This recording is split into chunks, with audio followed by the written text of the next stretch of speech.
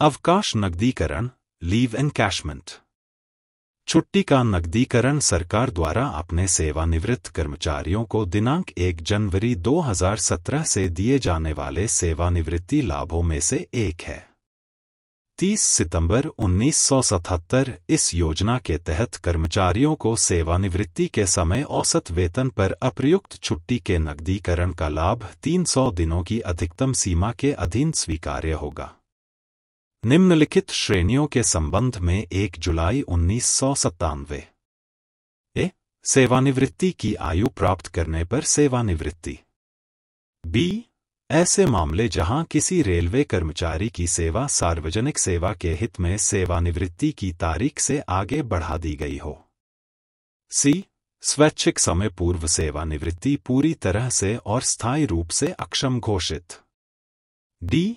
जहां किसी रेलवे कर्मचारी की सेवाएं नोटिस द्वारा या नोटिस के बदले वेतन और भत्ते का भुगतान करके या अन्यथा उसकी नियुक्ति के नियमों और शर्तों के अनुसार समाप्त कर दी जाती है।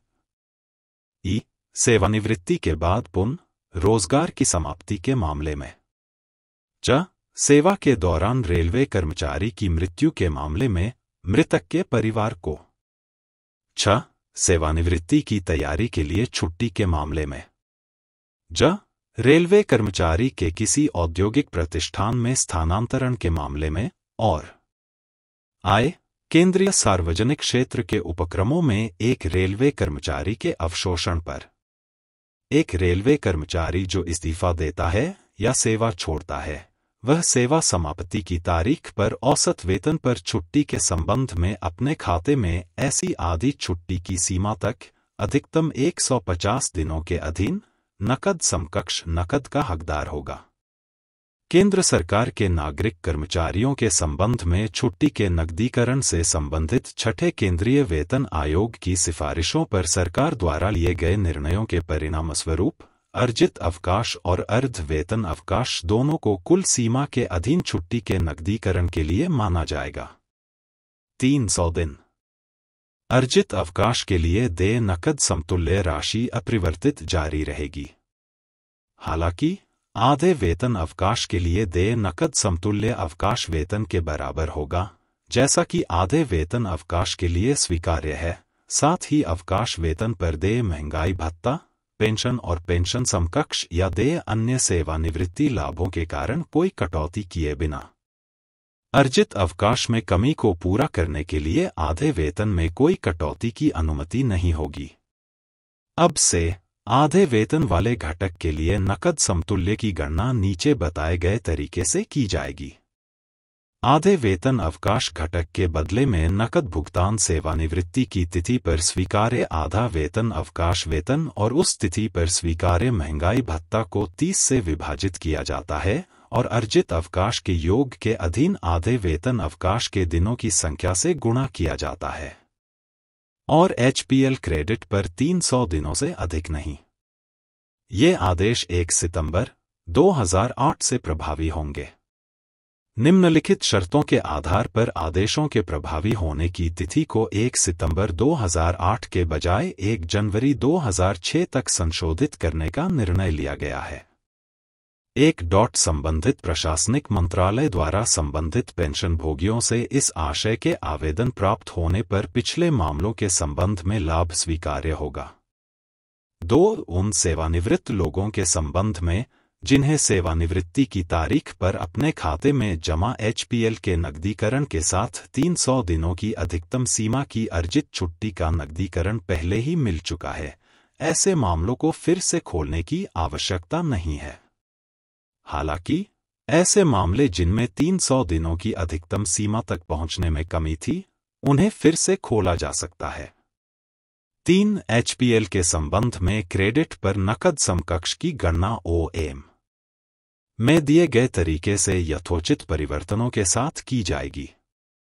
सम संख्या दिनांक 8 अक्टूबर 2008 की। 4. उपरोक्त निर्देशों के अनुसार एलएचएपी के नकदीकरण का लाभ ऐसे रेल सेवकों को स्वीकार्य है जो 1 जनवरी 2006 से 31 अगस्त 2008 की अवधि के दौरान सेवानिवृत्त हुए, लेकिन इस कार्यालय पत्र में परिकल्पित लाभ का लाभ उठाने से पहले ही उनकी मृत्यु हो गई। क्रमांक दिनांक 8 अक्टूबर 2008 निर्धारित शर्तों को पूरा करने पर 300 की समग्र सीमा के अधीन ऐसे सेवानिवृत्त लोगों के पति पत्नी परिवार के योग्य सदस्यों से लिखित अनुरोध प्राप्त होने पर ऐसे सेवानिवृत्त लोगों के पति पत्नी परिवार के सदस्यों को बढ़ाया जा सकता है। लैप और L.H.A.P दोनों के दिन। ऐसे नकद समकक्ष के तत्व में मूल वेतन, व्यक्तिगत वेतन, विशेष वेतन और शहर प्रतिपूरक भत्ता और मकान किराया भत्ता को छोड़कर वेतन के रूप में वर्गीकृत मेरी अन्य राशि शामिल है। हालांकि प्रतिनियुक्ति, ड्यूटी, भत्ता यदि वास्तव में सेवानिवृत्ति के समय लिया गया है तो सेवानिवृत्ति के समय रेलवे कर्मचारी के क्रेडिट पर LAP के नकद समकक्ष की गणना के लिए ध्यान में रखा जाएगा। हालांकि प्रतिनियुक्ति, ड्यूटी, भत्ते पर कोई महंगाई भत्ता देय नहीं होगा।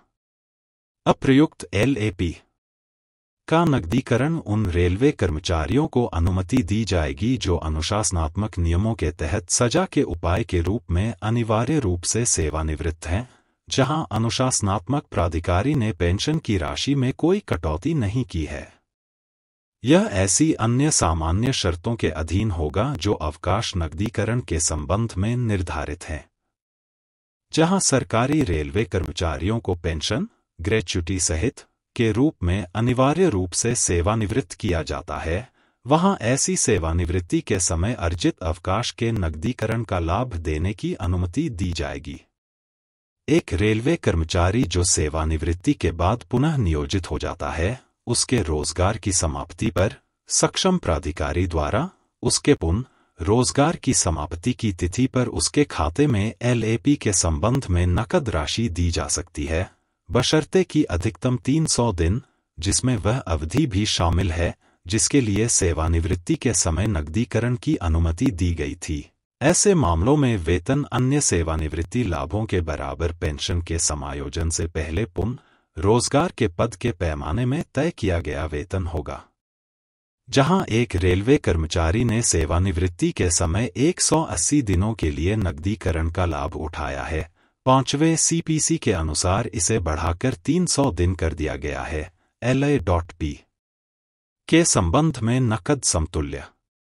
उसके पुनर्नियोजन की समाप्ति की तिथि पर यह क्रेडिट उसके द्वारा 1 जुलाई 1986 से अर्जित LAP की मात्रा तक सीमित होगा।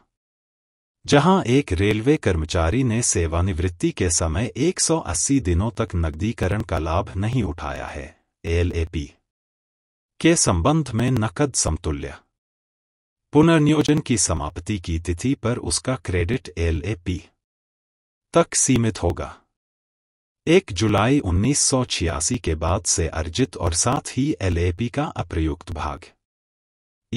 180 दिनों के बीच का अंतर 5वें CPC के अनुसार इसे बढ़ाकर 300 दिन कर दिया गया है, और LAP जिसके लिए नकदीकरण का लाभ पहले ही लिया जा चुका है। उपरोक्त दोनों मामलों में सेवानिवृत्ति के समय पहले से ही ली गई अर्जित छुट्टी के नकदीकरण की कुल अवधि 240 दिनों से अधिक नहीं होगी। 5वें CPC के अनुसार इसे बढ़ाकर 300 दिन कर दिया गया है। यह 1 जुलाई 1986 से प्रभावी होगा।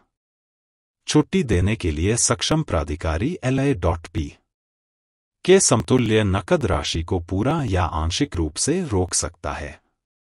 केवल तभी जब कर्मचारी सेवानिवृत्ति की तारीख पर निलंबित हो या उसके खिलाफ अनुशासनात्मक और आपराधिक कार्यवाही लंबित हो, यदि उक्त प्राधिकारी के विचार में उसके खिलाफ कार्यवाही के समापन पर कर्मचारी से कुछ धन वसूली योग्य होने की संभावना हो।